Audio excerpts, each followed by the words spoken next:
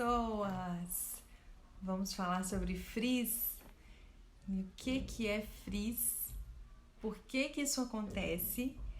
E como a gente pode evitar ou tratar para que a gente tenha um efeito, né, menos desagradável, vamos colocar assim.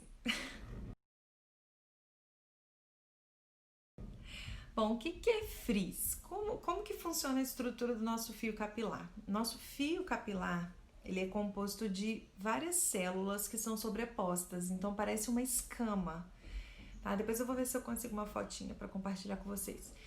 Mas ele é repleto de células, então parece uma escama, e isso são as cutículas.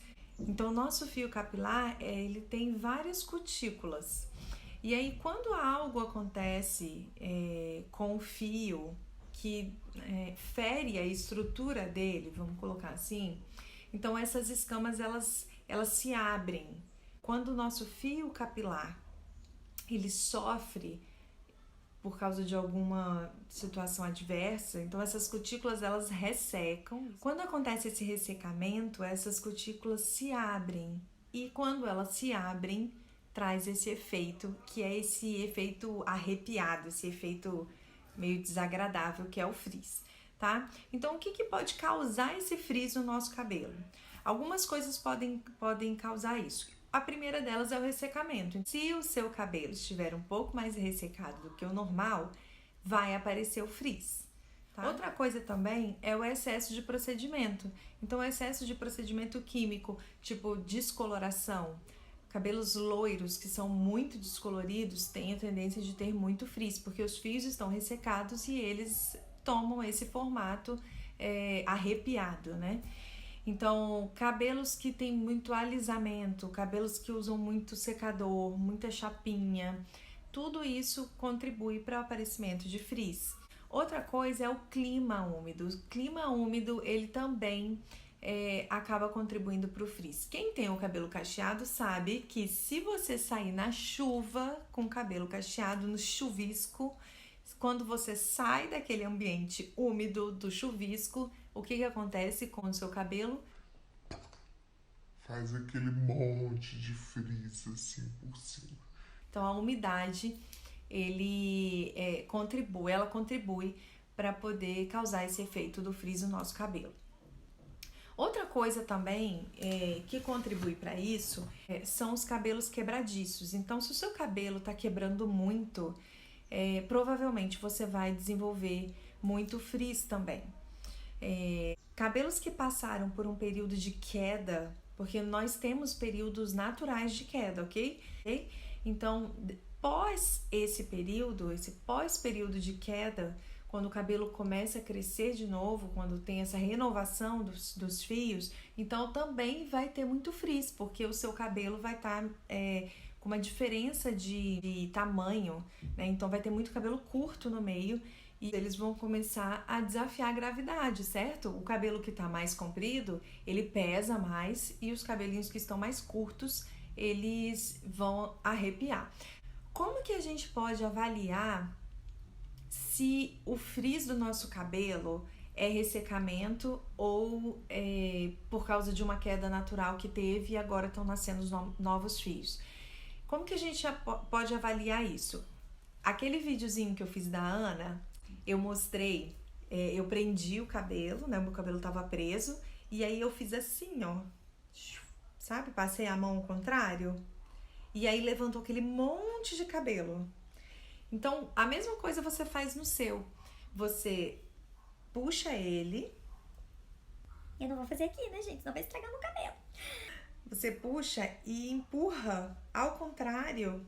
E aí você vai ver que se aparecer uma grande camada de fios do mesmo tamanho, se esses cabelos que aparecerem tiverem mais ou menos o mesmo comprimento, é sinal de que você provavelmente teve uma queda e não observou, e esses fios estão nascendo. E aí, para você comprovar isso melhor, você precisa verificar em toda a região da sua cabeça. Você vai ver que você vai encontrar em toda a região da sua cabeça fios com esse mesmo tamanho, né? Com esse mesmo comprimento. Outra coisa que é importante a gente falar, a gente lembrar, é que o cabelo cacheado, ele vai ter um pouco mais de frizz mesmo, por causa da estrutura dele, De tonhonhon. a oleosidade natural do fio tem mais dificuldade, vamos dizer assim, para poder chegar até o final, né, do fio. Essa oleosidade, ela vai encontrar alguns obstáculos até conseguir chegar até as pontas. Então, sim, nós que temos cabelos cacheados vamos sofrer um pouco mais com frizz. Mas tem uma coisa, tá, gente? Cabelo cacheado é natural que tenha frizz. Se você deseja ter um cabelo cacheado que não tenha frizz, você vai ter que usar ele Mais comportado, sabe? Assim. Lambidinho. Cara, o bonito é você ter essa maleabilidade, você poder mexer no seu cabelo e, cara, reconhecer que realmente, olha, para você ter um pouco mais de volume, vou chegar perto para vocês verem, você vai ter frizz, sabe? Se você quer ter um cabelo que seja maleável, que seja que tenha essa suavidade, né? Que você possa tocar, que você possa brincar com ele e você ganhe volume nessa brincadeira, inevitavelmente a gente vai ter um pouco mais de frizz mesmo. Então a gente precisa se conformar, se contentar com algumas coisas. Coisa, não dá pra ter tudo, né, gente? Então é isso, assim, para as cacheadas, contente-se com um pouco de frizz, mas você vai ganhar um pouco mais de volume, um pouco mais de maleabilidade nos seus cabelos, tá bom? Então, acho que a gente já entendeu o que é o frizz, a gente já entendeu por que isso acontece de uma forma rápida e prática, mas eu acho que deu para entender mais ou menos como é que isso funciona. Então, o que a gente pode fazer para evitar esse frizz e o que a gente pode fazer para tratar um pouco essa condição do nosso cabelo. Então vamos lá. Primeira coisa, se você tem um cabelo que já tem uma predisposição a ter frizz, verifica qual tipo de material você está usando para pentear o seu cabelo, tá? Então, a primeira coisa que você precisa saber é isso. O seu pente precisa ser de madeira. A gente sempre indica que a pessoa use um pente de madeira para evitar esse atrito que causa eletricidade. Então, o pente de plástico, ele causa um atrito maior. Como eu disse no início, uma das coisas que provocam frizz é o uso de chapinha e secador. Então, se você tem o costume de usar isso, use sempre um protetor termoativo antes, para poder evitar que o secador e a chapinha causem esse impacto nas cutículas do cabelo, do fio capilar. Outra dica legal é quando você terminar de usar o seu secador e a sua chapinha, você pegar o secador e jogar um jato de ar frio, porque esse choque também ajuda a minimizar o efeito do frizz. Com relação à umidade, a dica que eu dou é para que você tenha sempre à mão um leave-in ou um creme sem enxágue, porque esse creme vai ajudar a selar também o seu cabelo e vai impedir que essa umidade seja absorvida. Então tenha sempre em mãos, levantou um pouquinho ou carrega na sua bolsa, você está num lugar, você viu que está um pouquinho de frizz, põe um pouquinho desse creme na mão, desse leave-in, passa um pouquinho de água, espalha e passa por cima, sabe? Para poder ajudar a também minimizar esse efeito do frizz. Outra coisa legal também é para você que tem o cabelo cacheado, se você acha, né, se você acorda e você não se sente bem com a forma como Como o seu cabelo acorda com você.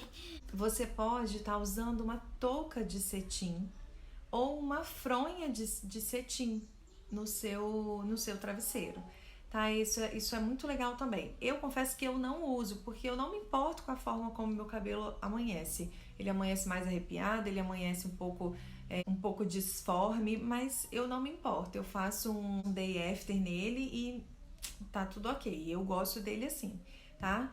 Pra quem tem um cabelo liso, pode estar usando a meia ou a touquinha de meia, que algumas pessoas gostam de usar, que dá esse efeito mais liso no cabelo. Então você vai acordar com ele menos arrepiado também, com um efeito mais liso. Bom, a gente falou um pouquinho sobre como evitar o frizz no nosso cabelo. Agora eu quero falar um pouquinho sobre como tratar o frizz.